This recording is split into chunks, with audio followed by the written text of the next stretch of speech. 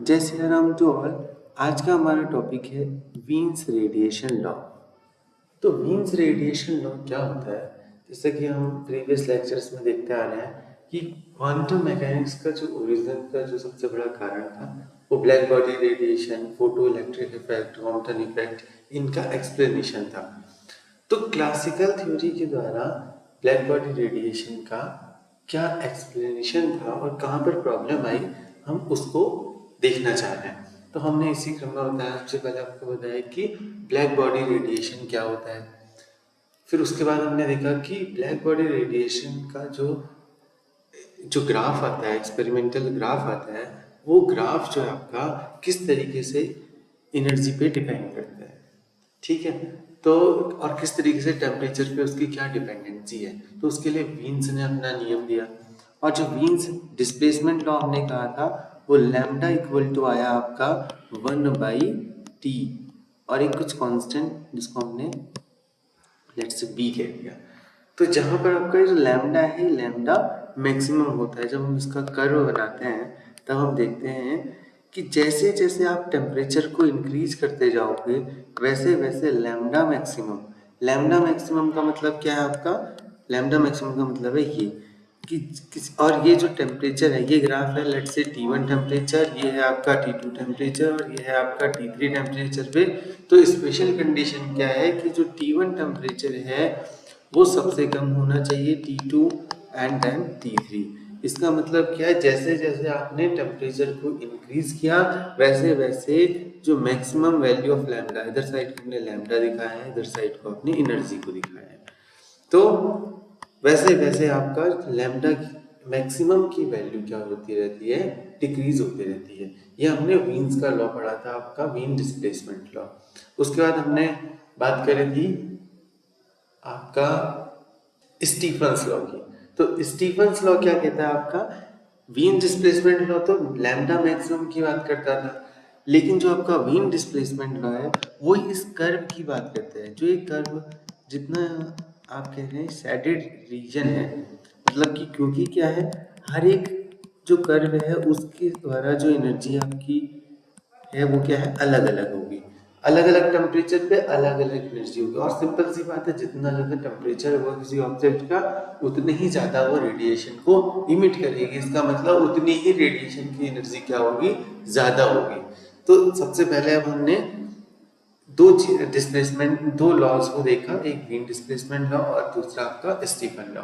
आज हम बात करेंगे आपका कि वीन ने इस कर्व में, जो कर्व आपका है लैम्डा नहीं, हम बात कर रहे हैं पूरे जो होल कर्व है आपका, ये टोटल जो पूरा कर्व है, इस कर्व को कैसे आप ऑब्टेन कर सकते हो? क्लासिकल मैकेनिक्स के द्वारा। क्योंकि जिस टाइम पे इन लोगों ने काम किया उस टाइम पे आपका क्वांटम मैकेनिक्स आपका नहीं थी, क्योंकि ये ओरिजिन ही हो रहा है, स्टार्टिंग ही हो रही है। क्योंकि जहां पर ये लोग फेल कर जाएंगे वहीं से आपका क्वांटम मैकेनिक्स स्टार्ट होगी। तो क्लासिकल मैकेनिक्स की जो थ्योरी है वो क्या कहती है उसको हम लेट से देखते हैं। तो देखो, जो आपने वीन्स ने अपना एक रेडिएशन लॉ दिया, वो वीन रेडिएशन लॉ क्या कहता है? जैसे हमें दिखा रहा है कि अगर मैं आपसे कहूँ, ये जो यू लैम्डा मैंने दिखाया है यहाँ पर, यू लैम्डा का जो मीनिंग है वो क्या है? यू लैम्डा का मीनिंग है आपका कितनी एनर्जी है आपकी एक पर्टिकुलर लैम्डा पर, मतलब एक फिक्स्ड लैम्डा की करस्पॉन्डिंग कितनी आपकी वैल्यू है। और आप देखो इस टेम्परेचर की करस्पॉन्डिंग इतने सारे लैम्डास क्या हो रहे हैं आपके, इमिट हो रहे हैं। लैम्डा इमिट होने का मतलब इतनी सारी वेव के जो रेडिएशन है वो इमिट हो रहे हैं, और उनकी जो लैम्डा मतलब कि वेवलेंथ की जो रेंज है वो ये है एक पर्टिकुलर टेम्परेचर T1 पर। तो हर एक लैम्डा के करस्पॉन्डिंग, मतलब हर टेम्परेचर के करस्पॉन्डिंग तो एक ग्राफ फिक्स आ गया, तो हर एक लैम्डा के करस्पॉन्डिंग कितनी एनर्जी आपकी इमिट हो रही है यहाँ पर हमारा कर्व है, क्योंकि ग्राफ हमारा एनर्जी और लैम्डा के बीच में बना हुआ है। तो इसको कैलकुलेट करने के लिए बहुत सारा इन्होंने मैथमेटिक्स किया, थर्मोडायनेमिक्स और स्टैटिस्टिकल इंटरप्रिटेशन जब किया, तो उन्होंने देखा कि अगर हम डिफाइन करें आपका एक function u lambda d lambda, ये फंक्शन का मीनिंग क्या हुआ? इस फंक्शन का मीनिंग हुआ आपका energy of the radiation in wavelength range lambda to d lambda, wavelength range lambda to d lambda. तो lambda to lambda plus d lambda इतने के बीच में, लेट्स से एक बार मैं ग्राफ अगर और बनाऊंगा तो देखो जब ये ग्राफ हमने बनाया तो इस ग्राफ में जो आपका लैम्डा है, इधर साइड को लैम्डा हमने लिखा है और इधर साइड को क्या लिखा है, यू लैम्डा हमने लिखा है। तो ये जो छोटी सी रेंज की मैं बात कर रहा हूँ, ये रेंज में इसको हमने क्या कहा, डी लैम्डा। तो इस डी लैम्डा रेंज में आपकी कितनी एनर्जी इमिट हो रही है, ये अगर जब हम पढ़ेंगे तो हमें पता चलेगा कि आपका जो ग्राफ है वो कैसे वेरी कर रहा है। और ये ग्राफ जो थ्योरेटिकल हम देंगे क्या वो एक्सपेरिमेंटल के साथ मैच कर रहा है या नहीं कर रहा है। तो वीन्स ने एम्पेरिकल आपका फॉर्मूला दिया, एम्पेरिकल मतलब कि इसका कोई डेरिवेशन नहीं है, उन्होंने अपनी कुछ ऑब्जर्वेशन के कारण उसको दिया है। तो देखो जो वीन्स ने अपना जो रूल दिया वो रूल क्या कहता है आपका, यू लैम्डा डी लैम्डा, या इसी वाले टर्म को आप फ्रीक्वेंसी के टर्म्स में भी लिख सकते हो। और आपको पता होगा कि फ्रीक्वेंसी न्यू और आपका लैम्डा में एक रिलेशन होता है क्या रिलेशन होता है, न्यू और लैम्डा में क्या रिलेशन होता है आपका, nu is equal to c upon lambda. तो अगर आप डी न्यू निकालेंगे तो आपको मिलेगा minus c upon lambda square d lambda. जो ग्राफ हमने लैम्डा के लिए और यू लैम्डा के लिए बनाया था वही ग्राफ हम न्यू और आपका यू न्यू के लिए भी बना सकते हैं, सेम ही ग्राफ आएगा आपका जो पहले आया था। ठीक है, अब हम क्या देख रहे हैं कि अगर यू लैम्डा, यू न्यू और डी न्यू का मीनिंग क्या होगा, यू न्यू और डी न्यू का मीनिंग होगा कि energy of the radiation in the frequency range nu to nu plus d nu, ये आपका यू न्यू की मीनिंग होगी, यू न्यू डी न्यू की मीनिंग होगी। तो जब उन्होंने बहुत सारे कैलकुलेशन किए तो उस कैलकुलेशन से उन्होंने कैलकुलेट किया कि यू लैम्डा डी लैम्डा, या तो आप कहें यू न्यू डी न्यू, अगर मैं यू न्यू डी न्यू पे बात करूंगा तो क्या हो जाएगा आपका, यू न्यू डी न्यू जो डिपेंड करना चाहिए वो न्यू का cube and f some function nu by T पर डिपेंड करना चाहिए।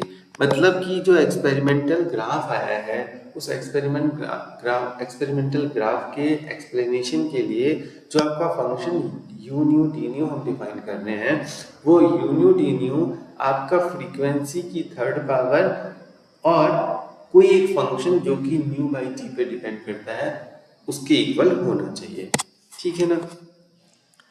अगर मैं इसी वाले को बात करूं आपका लैम्डा के टर्म्स में तो यू लैम्डा डी लैम्डा, तो ये हो जाएगा आपका, क्योंकि इनमें रिलेशन हमने आपको बता ही रखा है कि न्यू क्यू मतलब न्यू और लैम्डा में रिलेशन बता ही रखा है। तो अगर हम उसका यूज करेंगे nu equal to c upon lambda और d nu is equal to minus c upon lambda square, तो हमें यहाँ से आपका जो फॉर्मूला मिलेगा वो क्या मिल जाएगा, 1 अपॉन लैम्डा की power 5 F lambda T D lambda, कुछ इस टाइप का आपको फंक्शन मिलने वाला है।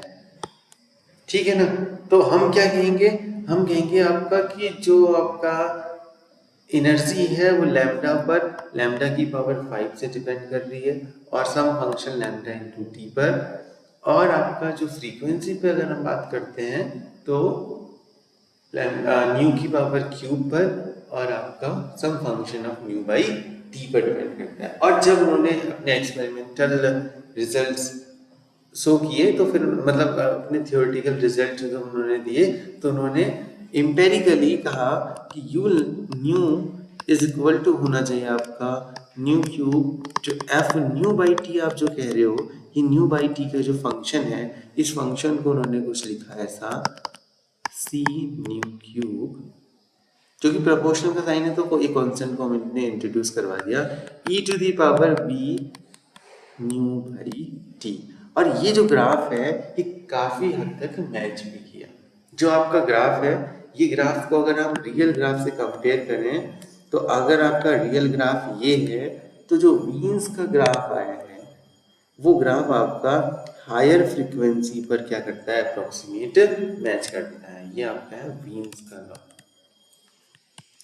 इसके बाद रेले और जीन्स ने भी अपना एक रूल दिया था, उसको हम नेक्स्ट लेक्चर में देखेंगे, बट इस लेक्चर के लिए इतना ही कि आपका जो वीन्स का जो लॉ है वो क्या कहता है आपका, कि जो यू न्यू है वो डिपेंड करता है न्यू की पावर क्यू पर some function f nu by t. अगर इस फंक्शन को मैं अगर ड्रॉ भी करना चाहूँ तो आराम से ड्रॉ कर सकता हूँ। For the smaller value of new, new की वैल्यू अगर स्मॉल होगी तो आपका फंक्शन न्यू क्यू पे डिपेंड करेगा, और न्यू की वैल्यू जब लार्ज हो जाएगी आपका तो फंक्शन किस पे डिपेंड करेगा, एक्सपोनेंशियल डिक्रीजमेंट में आपका डिपेंड करेगा। तो आपका ग्राफ ऐसे रहेगा। ठीक है, जय सिया राम टू ऑल।